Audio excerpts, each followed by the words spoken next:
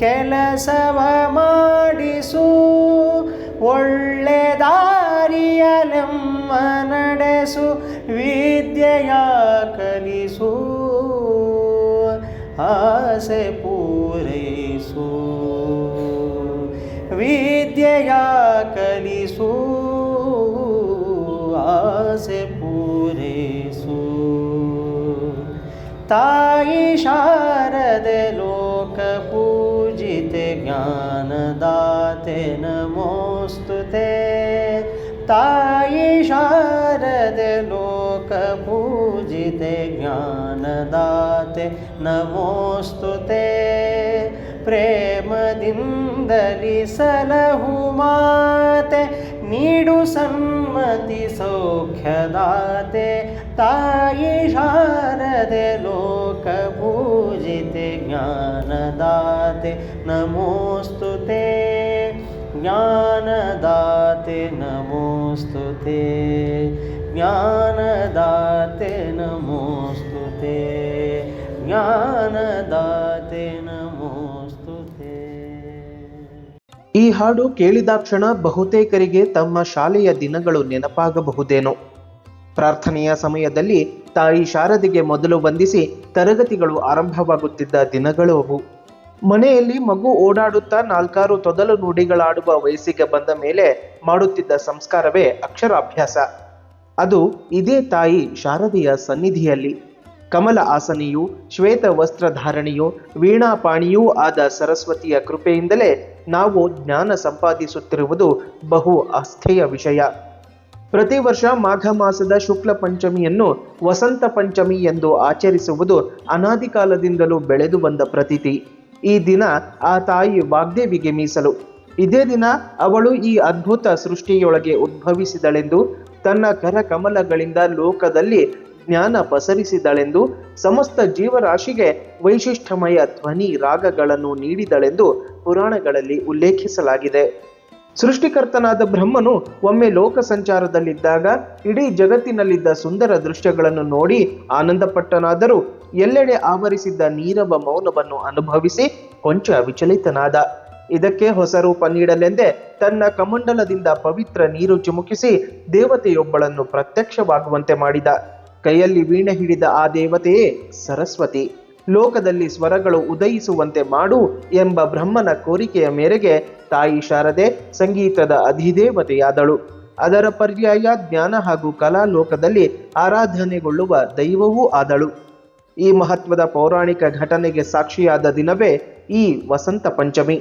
ತಾಯಿ ಶಾರದೆ ಜನ್ಮ ತಾಳಿದ ಪವಿತ್ರ ದಿನ. ಕಾಮದೇವ ತನ್ನ ಪುಷ್ಪಬಾಣಗಳಿಂದ ತ್ರಿನೇತ್ರನ ತಪೋಭಂಗ ಮಾಡಿ ಅವನ ಮೂರನೇ ಕಣ್ಣಿನಿಂದ ಸುಟ್ಟು ಭಸ್ಮವಾದ. ತದನಂತರ ರತಿಯ ಪ್ರಾರ್ಥನೆಯ ಕಾರಣ ಕಾಮದೇವನಿಗೆ ಪರಶಿವ ಪುನರ್ಜನ್ಮ ನೀಡಿದ ಕಥೆಯನ್ನು ನಾವೆಲ್ಲ ಕೇಳಿರುತ್ತೇವೆ. ಆ ವೃತ್ತಾಂತ ನಡೆದಿದ್ದು ಇದೇ ವಸಂತ ಪಂಚಮಿಯಂದು. ತ್ರೇತಾಯುಗದಲ್ಲಿ ಸೀತಾಪಹರಣದ ನಂತರ ಅವಳನ್ನು ಅರಸಿಕೊಂಡ ಬಂದ ರಾಮ ಲಕ್ಷ್ಮಣರಿಗೆ ಆಸರೆಯಾದವಳು ತಾಯಿ ಶಬರಿ.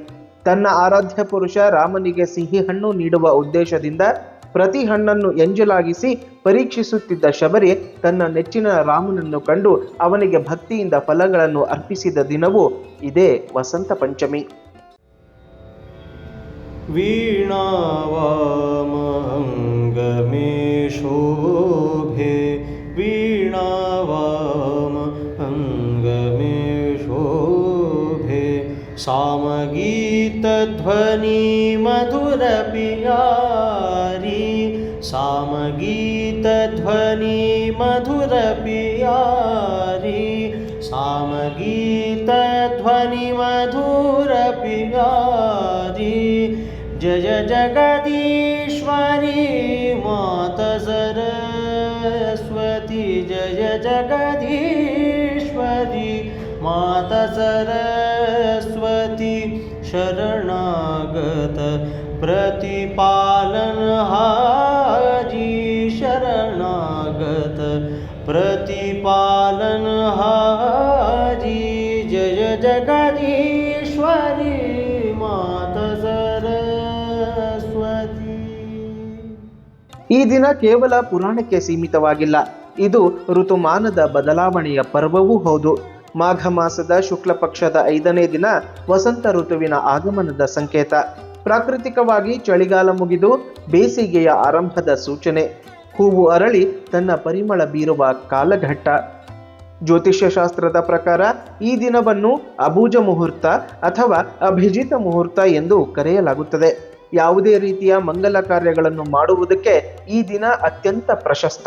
ಯಾವುದೇ ಜ್ಯೋತಿಷ್ಯದ ಲೆಕ್ಕಾಚಾರವಿಲ್ಲದೆ ಈ ದಿನ ಮದುವೆ, ಗೃಹ ಪ್ರವೇಶ, ಹೊಸ ಕೆಲಸಗಳನ್ನು ಪ್ರಾರಂಭಿಸಲು ಅತ್ಯಂತ ಶುಭ ಮುಹೂರ್ತವೆಂದು ಪರಿಗಣಿಸಲಾಗುತ್ತದೆ. ಕಾಶ್ಮೀರದಿಂದ ಕನ್ಯಾಕುಮಾರಿಯವರೆಗೆ ಈ ದಿನ ಬಹು ವ್ಯಾಪಕವಾಗಿ ನಡೆಯುವ ಸಂಸ್ಕಾರ ಕಾರ್ಯಕ್ರಮವೆಂದರೆ ಅದು ಅಕ್ಷರಾಭ್ಯಾಸ. ವಿದ್ಯೆ ಬುದ್ಧಿಗಳ, ಸಂಗೀತ ಸಂಸ್ಕಾರಗಳ, ವಿವೇಕ ವಿಜ್ಞಾನಗಳ ಅಧಿದೇವತೆಯಾದ ಸರಸ್ವತಿಯು ಜನ್ಮ ತಾಳಿದ ಈ ದಿನ ಮಗುವಿನ ಅಕ್ಷರಾಭ್ಯಾಸಕ್ಕೆ, ಅರಿವಿನ ಪಯಣಾರಂಭಕ್ಕೆ ಅತ್ಯಂತ ಶುಭಗಳಿಗೆ. ಓಂಕಾರದ ಉಚ್ಚಾರಣೆಯೊಂದಿಗೆ ಕಪ್ಪು ಹಲಗೆಯ ಮೇಲೆ ಬಳಪ ಹಿಡಿದು ಕುಲದೇವರ ಹೆಸರು ಬರೆದು ಅ, ಆ, ಇ, ಈ ಎಂದು ಆರಂಭಿಸುವ ಸ್ವರಾಭ್ಯಾಸ ಸನಾತನ ಸಂಸ್ಕೃತಿಯ ಷೋಡಶ ಸಂಸ್ಕಾರಗಳಲ್ಲಿ ಘನ ಮಹತ್ವದ್ದು. ಇಷ್ಟೆಲ್ಲ ವೈಶಿಷ್ಟ್ಯಗಳಿಂದ ತುಂಬಿರುವ ಈ ವಸಂತ ಪಂಚಮಿಯ ದಿನ ತಾಯಿ ಶಾರದೆಗೆ ಮೀಸಲು. ಶಾರದಾ, ವಿದ್ಯಾ, ಮೇಧಾ, ಭಾರತಿ, ವಾಗ್ದೇವಿ, ವಾಗೀಶ್ವರಿ, ಹಂಸಿನಿ, ಹಂಸವಾಹಿನಿ, ಭಾಷಿಣಿ, ಶ್ವೇತಾಂಬರಿ, ಸಾವಿತ್ರಿ ಹೀಗೆ ನಾನಾ ನಾಮಧೇಯಗಳಿಂದ ಶಬ್ದಾಲಂಕೃತಗೊಳ್ಳುವ ತಾಯಿ ಸರಸ್ವತಿ ನಮ್ಮಲ್ಲಿನ ಜ್ಞಾನ ಜ್ಯೋತಿಯನ್ನು ಮತ್ತಷ್ಟು ಬೆಳಗಿಸಲಿ. ಅವಳ ಕೃಪೆ ನಮ್ಮ ಅರಿವನ್ನು ಅಕ್ಷಯವಾಗಿಸಲಿ.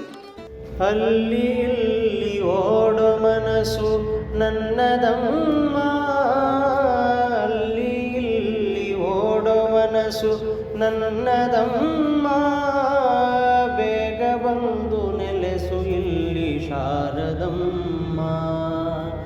ಅಲ್ಲಿ ಇಲ್ಲಿ ಓಡೋ ಮನಸ್ಸು ನನ್ನದಮ್ಮ, ಬೇಗ ಬಂದು ನೆಲೆಸು ಇಲ್ಲಿ ಶಾರದಮ್ಮ. ಬೇರೆ ಏನು ಬೇಕು ಎಂದು ಕೇಳೆನಮ್ಮ, ಬೇರೆ ಏನು ಬೇಕು ಎಂದು ಕೇಳೆನಮ್ಮ. ನಿನ್ನ ವೀಣೆ ತಂತಿ ಮಾಡಿ ನುಡಿಸು ಶಾರದಮ್ಮ, ನಿನ್ನ ವೀಣೆ ತಂತಿ ಮಾಡಿ ನುಡಿಸು ಶಾರದಮ್ಮ. ಎಂಥ ಅಂದ ಎಂಥ ಚಂದ ಶಾರದಮ್ಮ, ಎಂಥ ಅಂದ ಎಂಥ ಚಂದ ಶಾರದಮ್ಮ. ನಿನ್ನ ನೋಡಲೆರಡು ಕಣ್ಣು ನನಗೆ ಸಾಲದಮ್ಮ, ನಿನ್ನ ನೋಡಲೆರಡು ಕಣ್ಣು ನನಗೆ ಸಾಲದಮ್ಮ, ನಿನ್ನ ನೋಡಲೆರಡು ಕಣ್ಣು ನನಗೆ ಸಾಲ